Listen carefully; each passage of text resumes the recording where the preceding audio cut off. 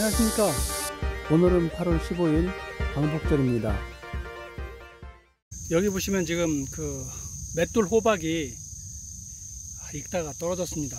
이거는 이제 저의 불찰입니다. 이렇게 맷돌 호박을 땅에 키우지 않고 이렇게 나무에 올려서 키울 때는 이렇게 호박이 열 때마다 그 끈으로 이 호박을 저 위에 묶어 주어야 됩니다. 예를 들면 수박을 들어 나를 때 사용하는 그 끈 있죠. 그런 걸 갖다가 저 가지에 묶어 준다든가 해서 이 호박을 지지시켜 줘야 되는데, 그거를 좀 게을리했더니 이렇게 거의 다 익어가는 맷돌 호박이 떨어졌습니다. 여러분도 이 저의 실수를 반면교사 삼아서 나무에 이렇게 올려서 호박을 키울 때는 수시로 돌아보면서 호박이 열리면 그것이 뭐 5kg, 10kg가 돼도 떨어지지 않도록 수박끈 같은 걸로 고정시켜주면 저와 같은 실수를 하지 않으실 겁니다. 울타리에 키운 참외는 그 오래된 잎들은 전부 다 이렇게 시들어 버렸습니다. 그리고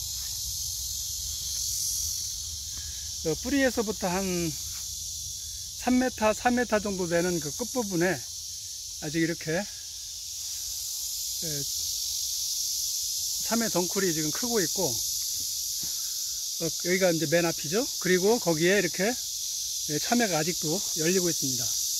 여기 보시면 이제 이파리가 이렇게 누렇게 말라가고 있는데요. 이거는 이제 노균병에 걸려서 그럴 수도 있고, 잎이 노화가 돼서 이렇게 이제 시드는 그런 과정일 수도 있어요.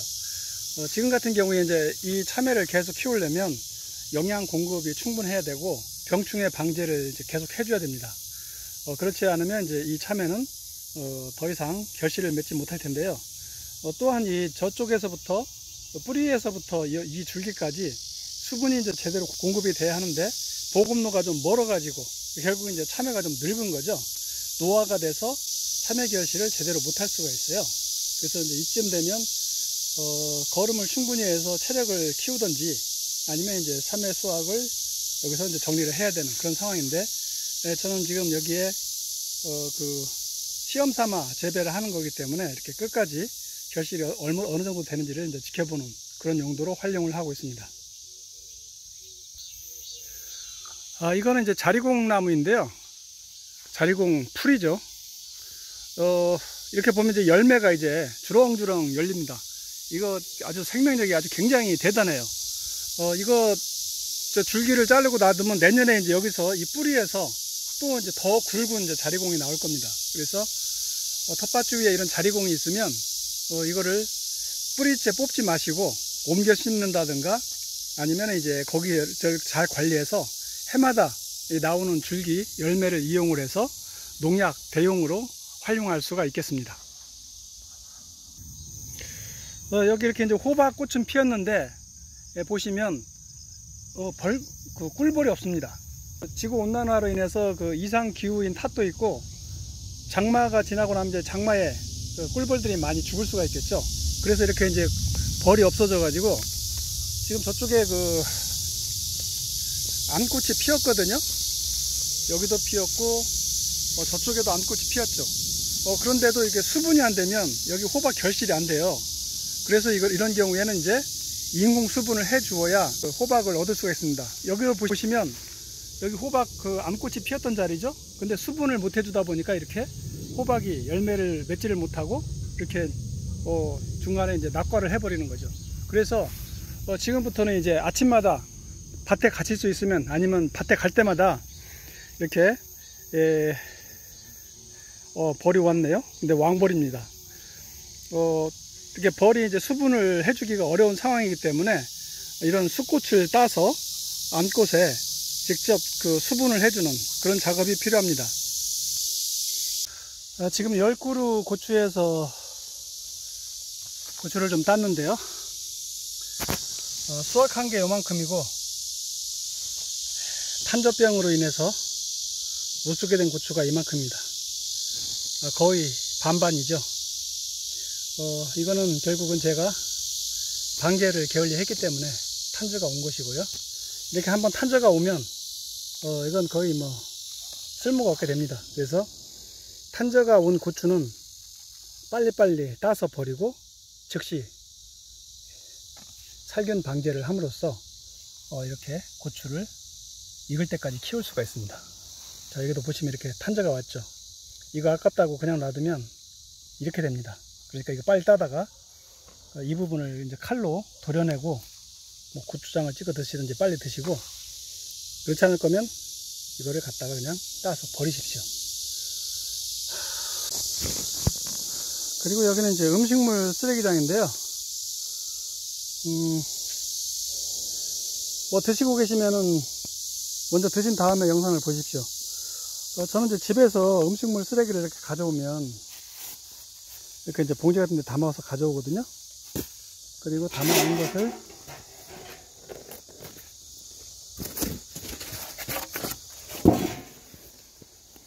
이렇게 수첩볼 박스에 담습니다.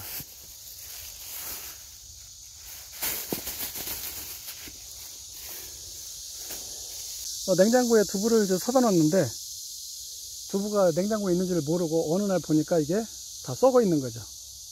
나이가 들수록 이제 그런 일들이 잦아지고 있습니다. 자, 그래서 이렇게 집집마다 이제 음식물 쓰레기가 많이 나오는데, 저희 집은 위안이 있어요. 이렇게 음식물 쓰레기 먹지 못하고 버린다고 해도 결국은 우리 작물들이 먹는 아주 중요한 영양제가 될 것이다 하는 것이죠. 그래서 집에서 이렇게 음식물 쓰레기를 가져다가 아주 부담 없이 버립니다. 뭐 뼈다귀니 뭐 옥수수 껍데기, 자, 이렇게 해서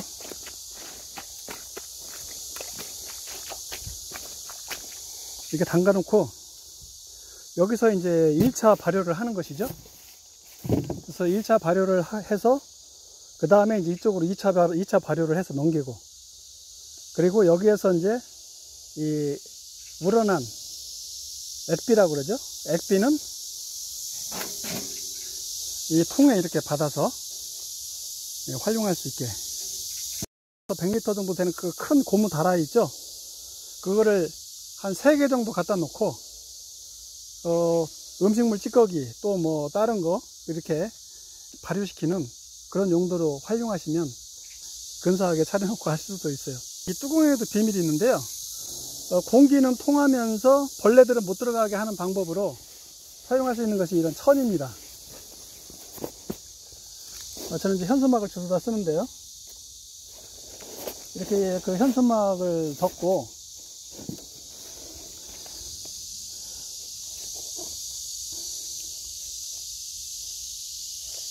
뭐 뚜껑이 있으면 뚜껑을 닫으면 좋겠지만 그것이 없으면 이렇게 해놓고, 그 다음에 이제 혹시 그 물이 들어가는 게 염려가 되면 이런 뚜껑을 닫아 놓으시면 되고요.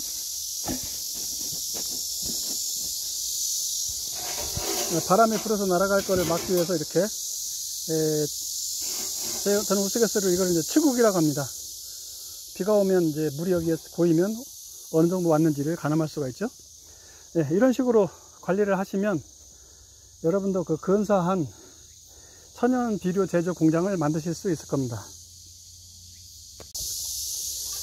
그 다음에 이거는 이제 괭인데요. 며칠 전에 제가 쓰던 괭이를 어디다 잊어버려 가지고 하나를 다시 샀는데 잡초 속에 있더라고요. 근데 보니까 이게 그 끝이 좀 예리하지 못해서 풀을 치는데 좀 힘이 들어가요. 그래서 여기를 글라인더로 지금 갈려고 합니다.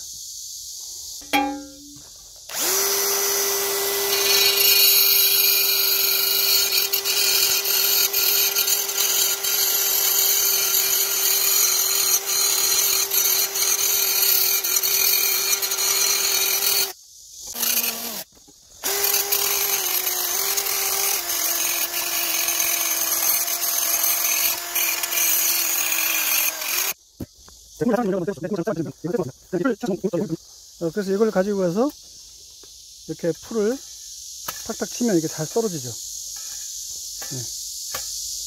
제가 지금 이제 왼손으로 살살 치고 있는데도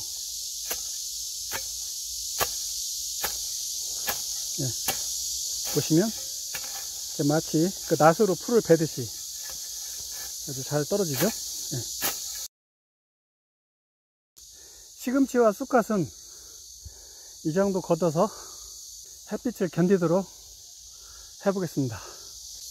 라고 말하고 가려니 오늘 그 폭염을 얘네들이 견딜까 그게 걱정이 돼서 한 가지 조치를 하겠습니다.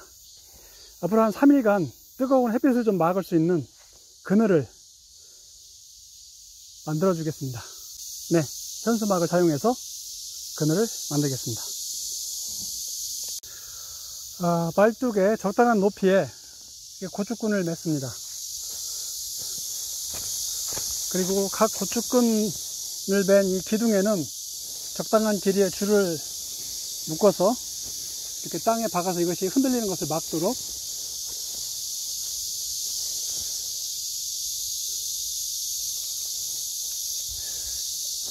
한 1 내지 1.5m 정도의 길이를 남겨놓고 이렇게 끈을 묶어주고요. 이렇게 네 군데 이렇게 해주시고요. 이 현수막 전에 썼던 거를 또 활용을 할게요. 네, 여기 집게를 물어주면 되겠죠. 쑥갓과 시금치를 위한 텐트 설치 작업을 완료했습니다.